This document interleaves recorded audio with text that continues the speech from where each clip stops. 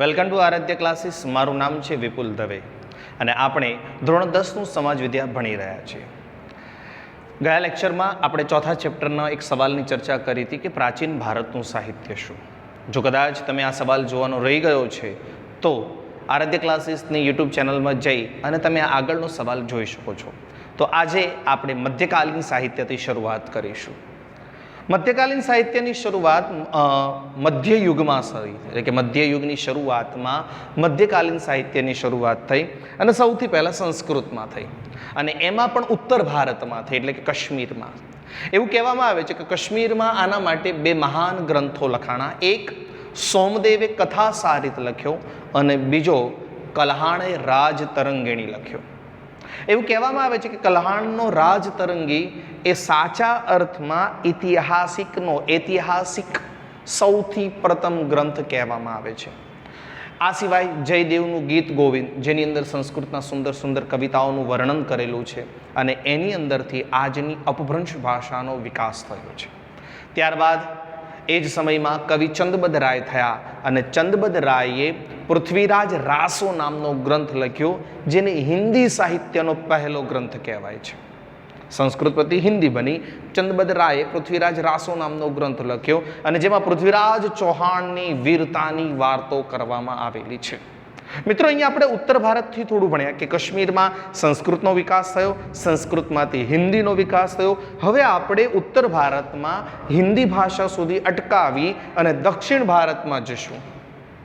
અને દક્ષિણ ભારતમાં એ સમયમાં શંકરાચાર્યનું ભાષ્ય નામનું ગ્રંથ હતું.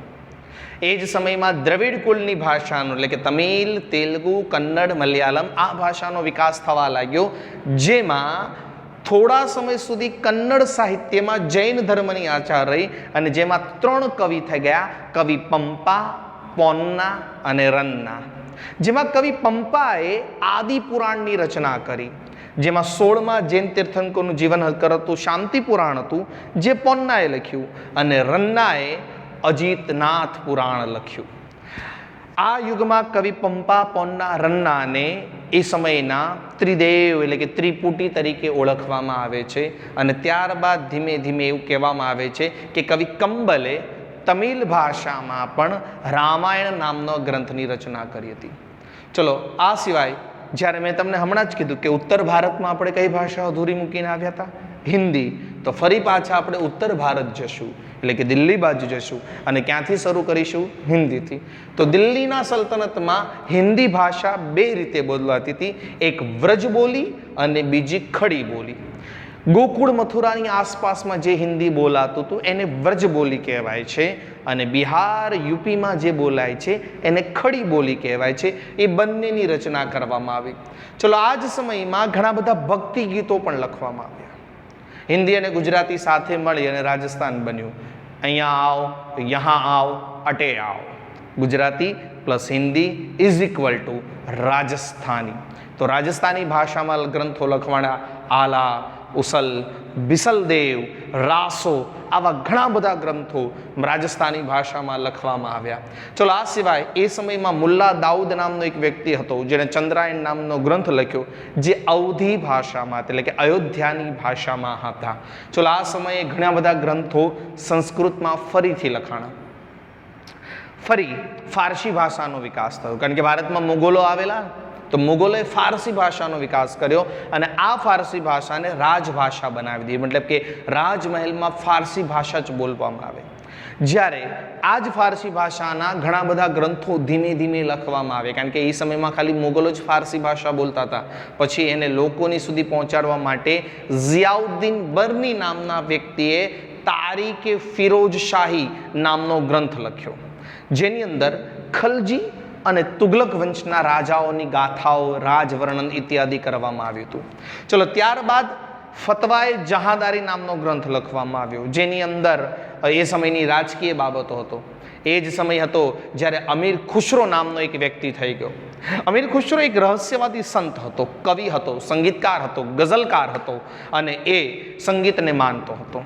અમીર ખુશરો સ્પષ્ટ રીતે માનતો હતો એના ગુરુ અલાઉદ્દીન ખલ્યા, એના ગુરુનું નામ છે અલાઉદ્દીન ખલજી.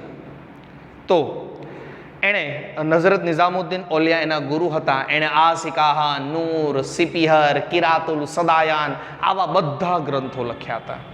અલાઉદ્દીન ખલજી એટલે કે અમીર ખુશરો સ્પષ્ટપણે માનતો હતો કે જો દુનિયામાં સ્વર્ગ છે તો માત્ર ભારતમાં છે.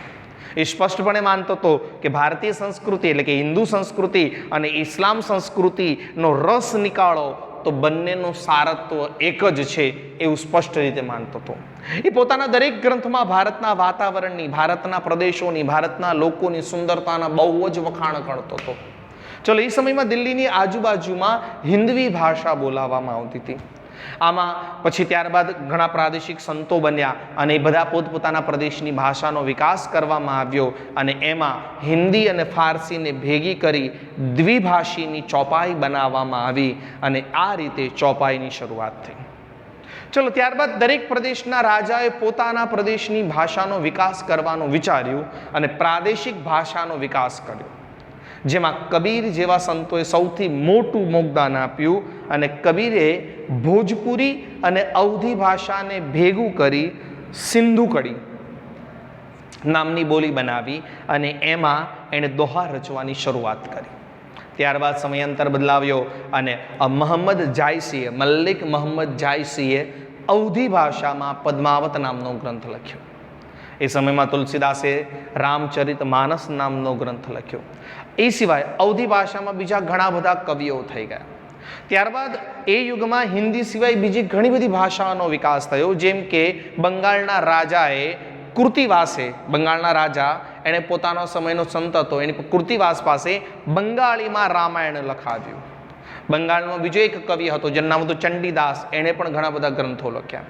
એટલે બંગાળમાં એક સંત થઈ ગયા ચૈતન્ય મહાપ્રભુ, એણે પોતાના ભક્તિ ગીતો પોતાની માતૃભાષામાં લખ્યા અને બંગાળી ભાષાનો વિકાસ કરવામાં આવ્યો. નરસિંહ મહેતાએ ગુજરાતીમાં વિકાસ કર્યો. નામદેવ અને એકનાથે મરાઠીમાં ભાષાનો વિકાસ કર્યો અને આ સિવાય ઝૈનો અબિદુદ્દીને કાશ્મીરમાં મહાભારત અને રામાયણને ફારસી ભાષામાં, રાજતરંગીણીને ફારસી ભાષામાં લખવાની શરૂઆત કરી. ત્યારબાદ વિજયનગરના સમ્રાટ કોણ હતો? તો વિજયનગરના સમ્રાટ કૃષ્ણદેવરાય. તમે બધા તેલાલી રામન જોતા હશો. બાળકો જોજો, અહીંયા છે ને માત્ર આપણે બે જ લાઈનમાં કામ કરવાનું છે, બે જ વાક્ય છે. વિજયનગરના રાજા કૃષ્ણદેવરાય તેલુગુ ભાષામાં આમુક્ત્ય માલદા નામનો ગ્રંથ લખ્યો હતો. એટલું જ યાદ રાખજો કે વિજયનગરનો રાજા કૃષ્ણદેવરાય તેલુગુ ભાષા આમુક્ત્ય માલદા નામનો ગ્રંથ લખ્યો હતો. ચલો, ત્યારબાદ મુઘલ શાસકોના ગ્રંથો એટલે કે મુઘલ પરંપરાના જેટલા બી રાજાઓ હતા એ પણ કવિઓ હતા અને હવે મુઘલ વંશોએ જે ગ્રંથો લખ્યા એની ચર્ચા આવે. સૌથી પહેલા બાબરે તુર્કી ભાષામાં તુજકે બાબરી મુજકો ભાખરી નામનો ગ્રંથ લખ્યો. સોરી, તુજકે બાબરી છે, મુજકે ભાખરી નથી. ચલો, ફારસીમાં બાબરનામા લખ્યું. એ જ ગ્રંથને ફારસીમાં અનુવાદિત કરી અને બાબરનામા લખવામાં આવ્યું. ત્યારબાદ હુમાયુની બહેન ગુલબદન બેગમે હુમાયુનામા ગ્રંથ લખ્યો. જહાંગીરે લખ્યું તુજકો જહાંગીરી. આ બધા ગ્રંથો લખવામાં આવ્યા અને છેલ્લે બહાદુર શાહ ઝફરે પણ પોતાનો ગ્રંથ લખ્યો ઉર્દુમાં. ચલો, આ સમયમાં તુલસીદાસ અને સુરદાસે પણ પોતાના ગ્રંથો લખ્યા અને પોતાની કવિતાઓ ઘરે ઘરે સુધી પહોંચાડી. કેશવદાસ નામના કવિએ પ્રેમ અને વિરહના ગીતો લખ્યા. પ્રેમ એટલે મળવું અને વિરહ એટલે છૂટું પડવું, એના ગીતો લખ્યા. એ સમયમાં રહીમે પણ દોહરા લખ્યા અને આજે પણ એ દોહરા રામ અને રહીમના દોહરા પ્રખ્યાત જોવા મળે છે. એ સમયમાં ફારસી ભાષામાં ઘણા બધા નોંધપાત્ર વિકાસ કરવામાં આવ્યો, જેમાં અબુ ફઝલે આઈને અકબરી અને અકબરનામા નામનો ગ્રંથ લખ્યો હતો. મિત્રો, આઈને અકબરીમાં ભારતીય રીત રિવાજો, ભારતીય પરંપરાઓ, શિષ્ટાચારો, ધર્મદર્શન, આર્થિક, સામાજિક, રાજકીય બધી બાબતોનું વિશ્લેષણ કરી વિસ્તૃત રીતે આઈને અકબરીમાં મૂકવામાં આવ્યું છે. એ જ સમયમાં અબુલ ફઝલનો એક ભાઈ હતો જેનું નામ હતું ફૈઝી. આપણે ફૈ કહીએ નહીં, ફૈઝી, સોરી ફૈઝી છે, ફૈઝી. અબુલ ફઝલનો ભાઈ ફૈઝી, જેણે એ પણ એક કવિ હતો અને એણે ઘણા બધા ગ્રંથો લખ્યા હતા. અકબરે પોતાને ત્યાં એક એવું અલગ વિભાગ બનાવ્યો હતો કે જે મહાભારત, રામાયણ, અથર્વવેદ, ભગવદ્ ગીતા, પંચતંત્રને સંસ્કૃતમાંથી ફારસી ભાષામાં અનુવાદ કરવા માટે રાખ્યું હતું. એ જ સમયની મધ્યયુગની સૌથી મહત્વપૂર્ણ ઘટના થઈ કે અંતે ઉર્દુ ભાષાનો જન્મ થયો. 18મી સદી આવી અને ઉર્દુ ભાષાનો જન્મ થયો. અત્યાર સુધી ઉર્દુ ભાષા નહોતી, માત્ર ને માત્ર મુગલ ફારસી ભાષા જ હતી. ઉર્દુ ભાષાનો જન્મ થયો. ઉર્દુ ભાષામાં પણ ઘણા બધા કવિઓ થઈ ગયા, જેમાં વલી, મીર દદ, મીર તકી મીર, નઝીર અકબરાબાદી, ગાલિબ, અસીદુલ્લા ખાન જેવા કવિઓ થઈ ગયા. અને આ કવિઓએ ઘણા બધા ગ્રંથો લખ્યા, નવલકથાઓ લખી, ઘણી બધી ગદ્ય કાવ્યો લખ્યા, જેમાં 18મી સદીમાં એમનો પણ વિકાસ થયો અને સંસ્કૃતની સાથે સાથે ઉર્દુ ભાષાનો પણ વિકાસ થયો, જેમાં મોહમ્મદ હુસૈન આઝાદે દરબારે અકબરી નામનો ગ્રંથ લખ્યો હતો. મિત્રો, મધ્યકાલીન સાહિત્ય અહીંયા પૂરું થાય છે. હવે ત્યારબાદ આવે છે ભારતની પ્રાચીન વિદ્યાપીઠો. ધ્યાનથી રાખજો, આ એક સવાલ બહુ મોટો છે. આની અંદર જ આ વિદ્યાપીઠો પૂરું થશે એટલે આપણું ચેપ્ટર પૂરું. ઓકે, તો ચલો, સૌથી પહેલી છે પ્રાચીન વિદ્યાપીઠમાં નાલંદા. તમે બધાએ આના વિશે સાંભળ્યું હશે. બિહારના પાટણ જિલ્લાના બડગાંવ ગામની પાસે નાલંદા વિદ્યાપીઠ આવેલી છે. હતી એટલે કે પહેલા ચાલતી હતી, અત્યારે ત્યાં ખંડેર અવસ્થામાં છે, આવી અવસ્થામાં છે. ભારતીય સંસ્કૃતિમાં બૌદ્ધ અને જૈન ધર્મનું સૌથી જૂનામાં જૂનું અને સારામાં સારું સ્મારક પ્રતીક આ છે. એવું કહેવામાં આવે છે કે મહાવીર સ્વામી જે 14 વખત ચતુર્માસ કર્યા એ આ સ્થળે જ કર્યા હતા. 5મી સદીમાં કુમાર ગુપ્તે અહીંયા એક વિશાળ વિહાર એટલે કે સાધુ સંતોને આરામ માટેની સુવિધા બનાવી આપી હતી. ત્યારબાદ નાલંદાનો વિકાસ થયો. અહીંયા હસ્તલિખિત ઘણા બધા ગ્રંથો મળી આવે છે. હાથથી લખેલા ઘણા બધા ગ્રંથો અહીંયા મળી આવે છે. અને એટલા જ માટે નાલંદાને સંસ્કૃત સાહિત્યનું સૌથી વિશાળ કેન્દ્ર કહેવામાં આવે છે. અહીંયા અભ્યાસ કરનાર ઘણા બધા વિદેશીઓ પણ આવ્યા હતા. વિશ્વની મહાન મુસાફરે નીકળેલો યુએન શ્વાંગ પણ અહીંયા આવ્યો હતો. અને આજે આ વિદ્યાલય માત્ર ખંડેર હાલતમાં જોવા મળે છે. એવું કહેવામાં આવે છે કે નાલંદામાં ભણીને લોકો જે બહાર પડતા હતા એને ભારતનો આદર્શ વિદ્યાર્થી ગણવામાં આવતો. જેમ કેમ આજના જમાનામાં ગવર્મેન્ટની બે સારામાં સારી ઇન્સ્ટિટ્યૂટ છે, IIM અને IIT, એમાંથી તમે બહાર નીકળો એટલે તમારું બહુ એક અલગ જ તમારી સામે લોકો વિઝનથી જોવે. એવી રીતે નાલંદામાંથી ભણીને કોઈ વિદ્યાર્થી બહાર નીકળે એટલે એનું એ આદર્શ વિદ્યાર્થી જ કહેવામાં આવતો હતો.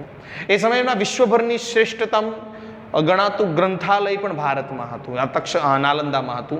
નાલંદા તક્ષશિલાની જેમ વિદ્યાપીઠમાં ગ્રંથાલય આવેલું હતું.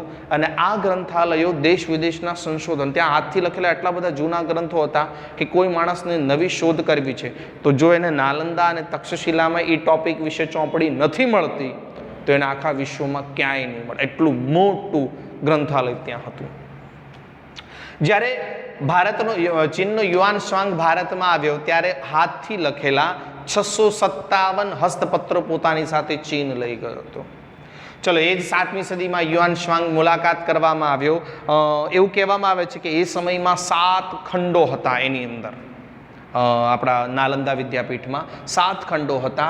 વ્યાખ્યાન માટે 3 ખંડો, ભણવા માટે 3 ખંડો, અને વિદ્યાર્થીઓને રહેવા માટે ખાસ મઠો બનાવ્યા હતા. એવા રીતની રૂમો બનાવી હતી કે જેની અંદર વિદ્યાર્થી રહી શકે.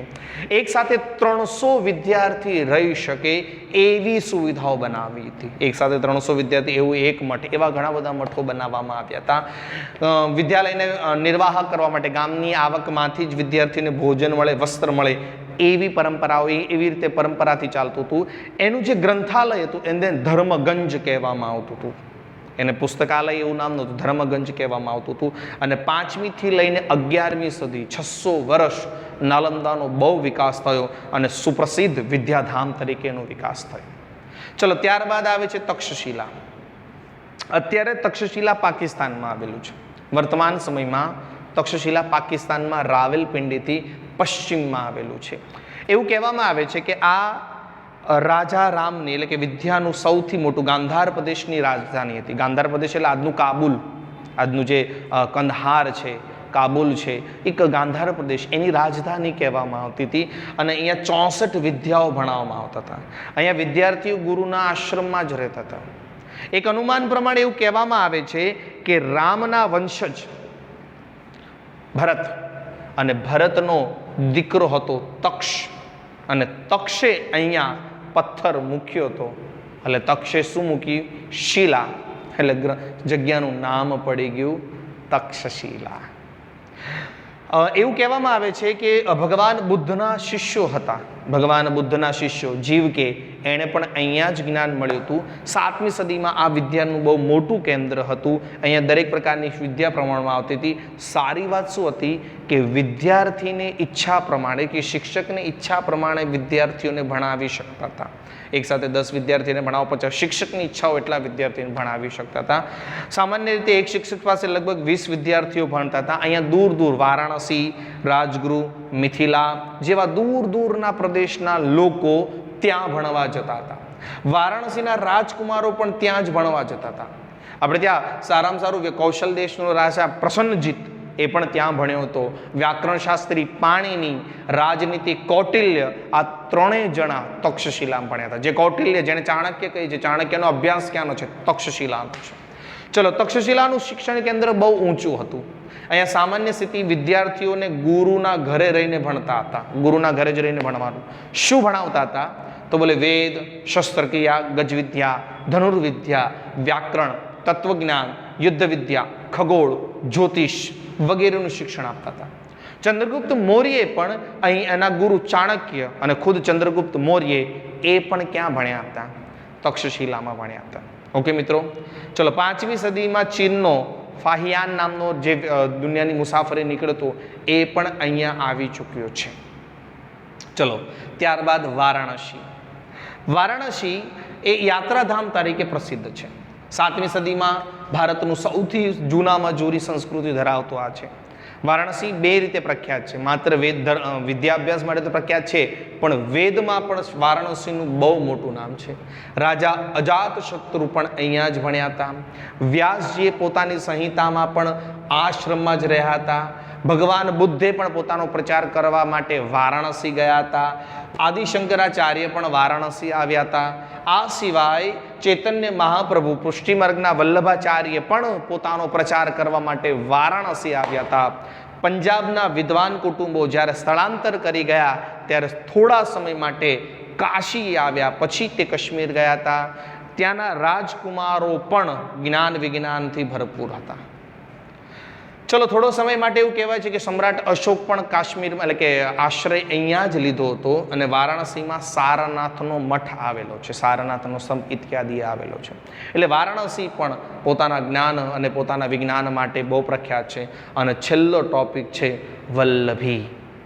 મિત્રો, તમે ધોરણ 9માં સંસ્કૃતમાં ભણી ચૂક્યા છો વલ્લભી વિદ્યાસ્થાન. એટલે એ જ વલ્લભી વિશે છે. ઈસવીસન 7મી સદીમાં ગુજરાતનું વિદ્યાભ્યાસ છે. એટલું પ્રસિદ્ધ છે કે મૈત્ર વંશકના રાજા મૈત્રાયાને આને ચલાવ્યું હતું. 7મી સદીના જે ભિક્ષુ વિદ્યાર્થીઓ હતા, ભિક્ષુ વિદ્યાર્થી એટલે 1, 2, 3 કોઈ દૂરના પ્રદેશોમાં રખડતા જેની પાસે સાવ ગરીબ છે એવા વિદ્યાર્થીઓને અહીંયા ભણાવવામાં આવતા હતા.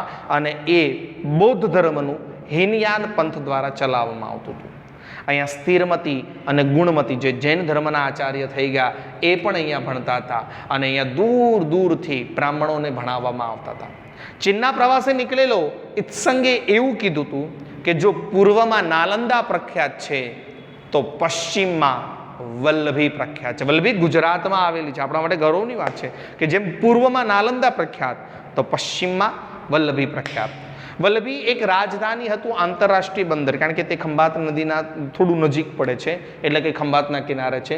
480 થી 775 સુધી એ વિદ્યા અભ્યાસનું મોટું ધ્યાન હતું.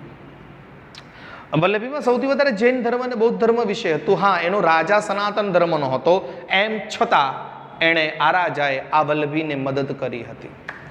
1757માં આરબોએ એની પર આક્રમણ કર્યું. મૈત્રવંશ નામનો રાજા પરાજિત થઈ ગયો અને ત્યારબાદ આ વિદ્યાપીઠ બંધ થઈ ગઈ. તેના દરવાજા પર, તેના દરવાજાના લાકડા પર, દિવાલો ઉપર ત્યાં જે બાળકો ભણતા હતા, એ જે પહેલા નંબરે ઉત્તીર્ણ થતા હતા એના નામ અંકિત કરવામાં આવતા હતા. મિત્રો, આ બધી વિદ્યાપીઠો, આ બધી કલાઓ, આ બધું ગ્રંથ જો વિદ્યાપીઠો હતી તો ત્યાં ભણાવતા હતા અને ભણેલા લોકો આગળ જઈને ગ્રંથો લખતા હતા. એટલે સાહિત્ય ક્યાંથી મળ્યું અને કયું કયું સાહિત્ય બન્યું એ બધું આપણે આ ચેપ્ટરમાં જોયું. ચોથા ચેપ્ટરમાં નામ જ છે સાહિત્યક વારસો, એટલે કે સાહિત્ય ક્યાંથી બને? બોલે ક્યાંકથી જ્ઞાન મળે તો મને. તો જ્ઞાન ક્યાં મળતું હતું? બોલે એ સમયની ભારતની 4 મોટી વિદ્યાપીઠોમાંથી, અને એમાંથી જે લોકો ભણીને પસાર થયા, એટલે અમુકે પોતાના જ્ઞાન આ ગ્રંથો બનાવ્યા, અને આ રીતે આપણું સાહિત્યક વારસો પ્રગટ થયો છે. તો આરાધ્ય ક્લાસીસ સતત એક જ પ્રયાસ કરે છે કે તમે બધા સારું અને વ્યવસ્થિત ભણો. જય શ્રી કૃષ્ણ મિત્રો.